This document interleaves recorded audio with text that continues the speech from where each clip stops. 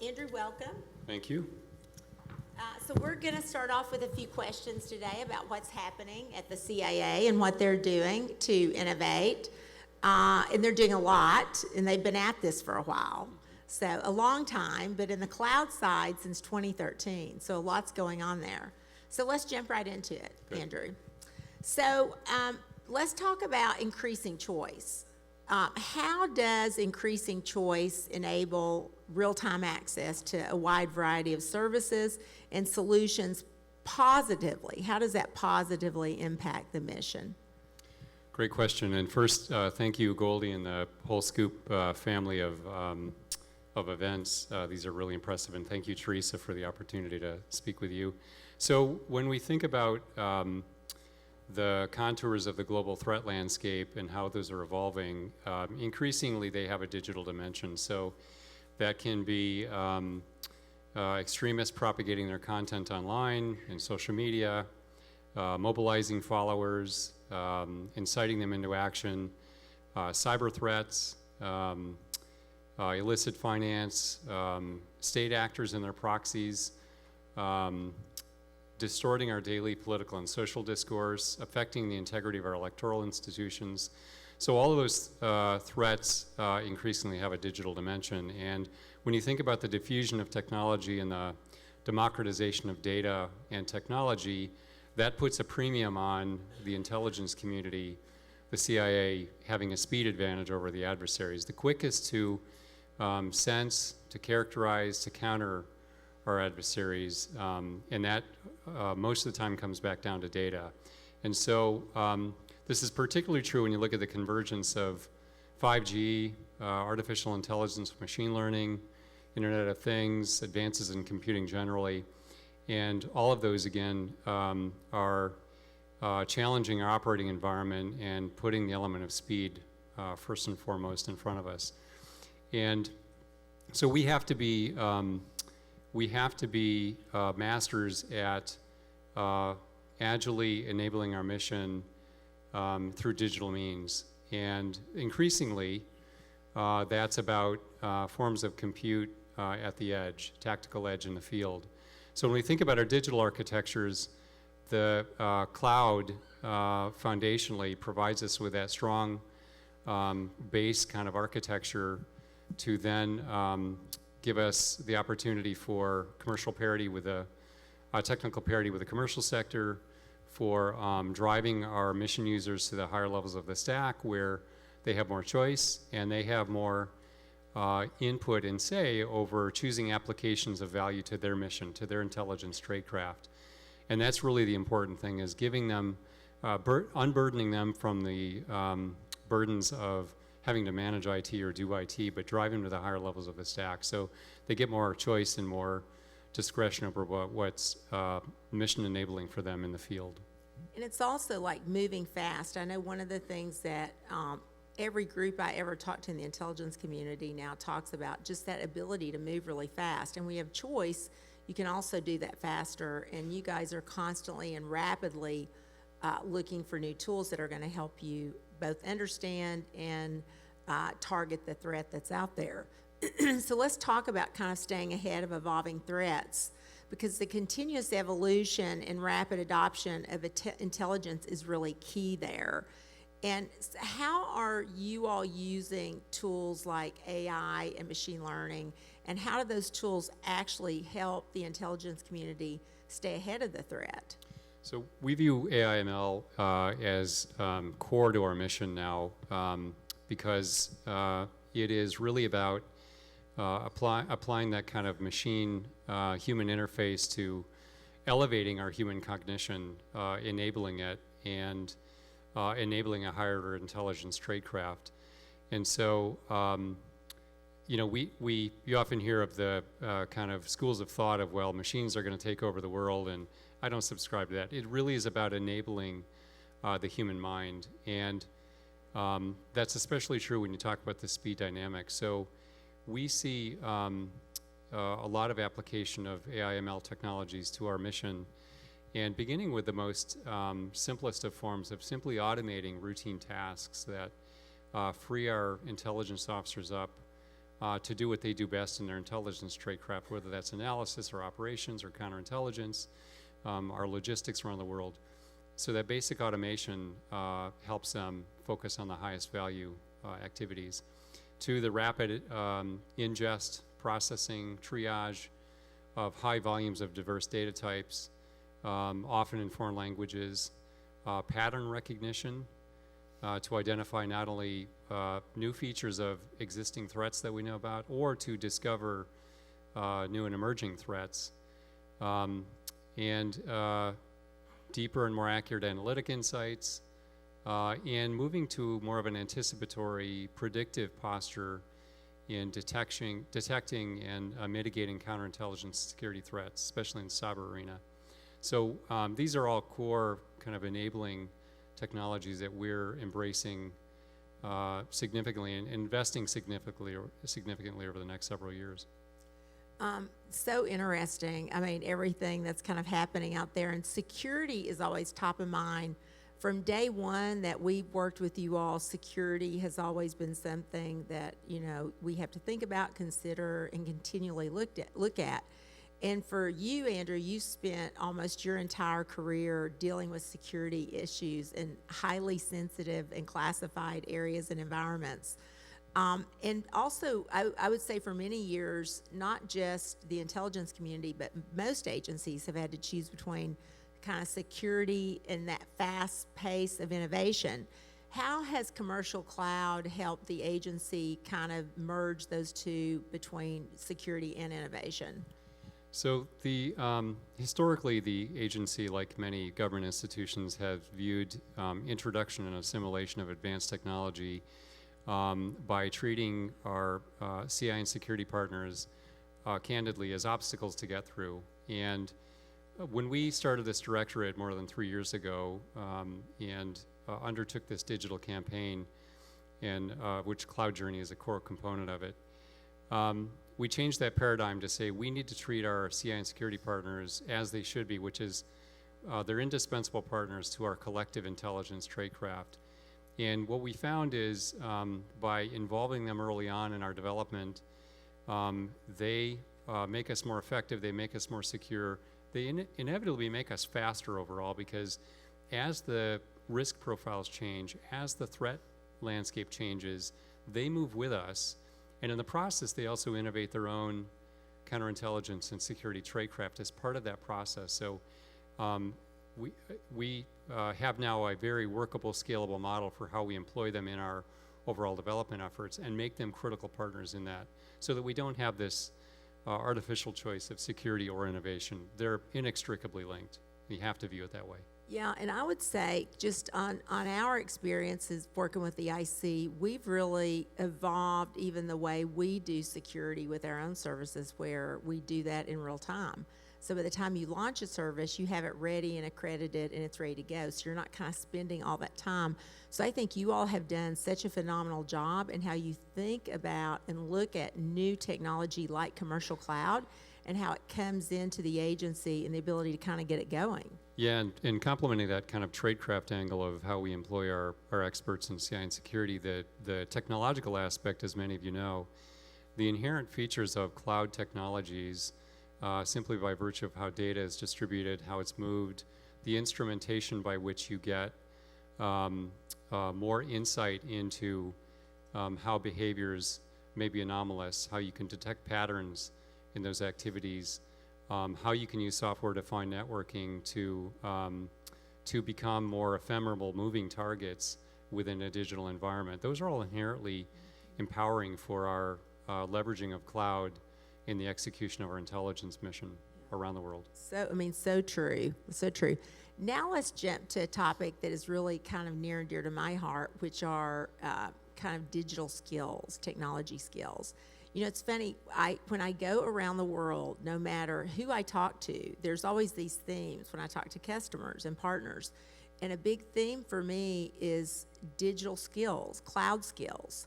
It's literally the number one thing I get asked about from customers is, how do I create a digital workforce?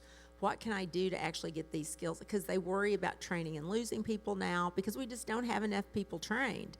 So in the intelligence community, because you've been at this now since 2013, I mean, literally in the innovation of commercial cloud, how are you all both thinking about digital skills at the agency? What are you kind of doing, if you can kind of give our audience here some insight in what are you doing to really change the course of the skills there? And how do you think about it on a daily basis, just in that transformation of skills across the agency?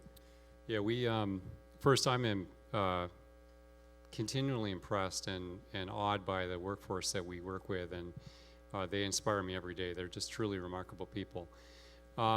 So one of the charges I was given when I stood up this directorate was elevate the digital acumen of our entire workforce. And that's just basic digital skills 101 for everyone in the agency. And we have highly varying degrees of digital acumen in the agency, and we have from the basic knowledge of how you become digitally proficient all the way to really deep technical skills in the digital fields, including in artificial intelligence and machine learning. So we have a digital acumen program aimed at doing both, elevating all boats, raising all boats, and deepening the core digital skills of our digital workforce. But I'm reminded of a conversation I had a couple years ago when I went out to Silicon Valley, and I talked to a prominent headhunter out there, and I went out with this assumption that we could not compete for the same kind of digital skills fresh out of college with the digital titans in some of the startup community, for the developers, the coders, the data scientists, systems engineers. And she said, you know, for many college graduates, you may not be able to compete because they're going to be looking for those high compensation packages. They're going to want to work for a platform or go try their hand at a startup. She said, but let me assure you that for those who have either done a startup or two, made some money, failed at a few, worked at one of the major companies, platforms, your brand identity is very strong. And she said, what you do is you appeal to a continuing quest of any of those individuals for a higher meaning in what they do and a higher meaning in their work, and this higher ideal of defending the country, defending the shared values of protection of democratic ideals, protection of free speech, protection of civil liberties. You appeal to that, and your brand identity is very strong. So you're going to find that the market of talent for a kind of mid-career individuals is very strong, and we find that is actually accurate. Now, we get great applicants right out of college in high numbers, but that middle kind of core is also important to us. And so, and we do a lot of recruiting, but even those who come and work with us, start with us, maybe leave after a few years, we find often that they want to come back. And again, because they continually yearn for that intoxication of mission, that once you're exposed to it, it never leaves you. So we have them come knock on the door and say, I want back in. I miss that mission element. But we're also changing how we think of careers at both CIA and the intelligence community. And it's true that when you start with us or anywhere in the intelligence community, but especially I think at CIA, you enter a number of careers, and you can work your entire career at one agency or one community and have a multitude of careers within that career. And so, but even with that, we recognize that we have to create a more permeable membrane between the public and private sector. And so we're working with the Office of Director of National Intelligence on their Right Trusted Agile Workforce Initiative to try to make that membrane more permeable. Because when you look at the nature and the magnitude of the threats facing the nation, those are not addressed by any one single agency or not addressed by just the government. It's got to be a whole of nation approach. So that ability to move talent in and out of government and the commercial sector is key, because we've got to keep their skills sharp. We need to continually bring them in, not just with the innovative platforms we have, but have them continuously innovate as they come in and they do that. So we're really excited about opportunities there, and it's one of the reasons I come speak to events like this, because that public-private partnership is so critical to address these threats. Well, and I hear a lot from agencies that they say, around the world, they say that having cloud computing is one of the number one recruitment tools. Because when you all have now the benefit, you have the latest and greatest technology, so you have the tools that they can actually use. So not only do you have a great mission, but you actually are bringing them into an environment. You're not offering them old technologies to use. You're offering them the latest and greatest in tooling that they can take advantage of. DevOps all the way, creating rapid application, doing, trial and experimentation that was non-existent in most of the agencies. So I think also you're way out there in terms of your ability to bring those individuals in. We just launched last year at Northern Virginia Community College our first 2-year AWS Cloud Computing Associate's degree, which has really taken off. And we'll have our summit next week, the AWS Summit, where we're going to be announcing new degree programs. Because one of the things we've found is those digital skills really aren't being taught. They're still teaching kind of old skills, even in coding. So I feel like I'm on a mission to make sure I have every educational institution really teaching the latest and greatest skills. So when we bring them in, we're not having to retrain them. So. And that's a good point. And what we find with individuals who come and become intelligence officers in our business, they have a cloud platform that allows them to, it's real exciting for them because they have not only the tools, but they have really wide open, challenging intelligence problems to work. And so that's a green field for them to be able to come in with really the services that they need to do innovative work and against a constantly changing threat landscape. So it's never boring, and they're always on the cutting edge of that aspect because they have the tools to do so. Yeah. Andrew, I have one last question for you. So, in this kind of world, it's not easy to be a pioneer. It's not easy to bring in kind of innovative solutions.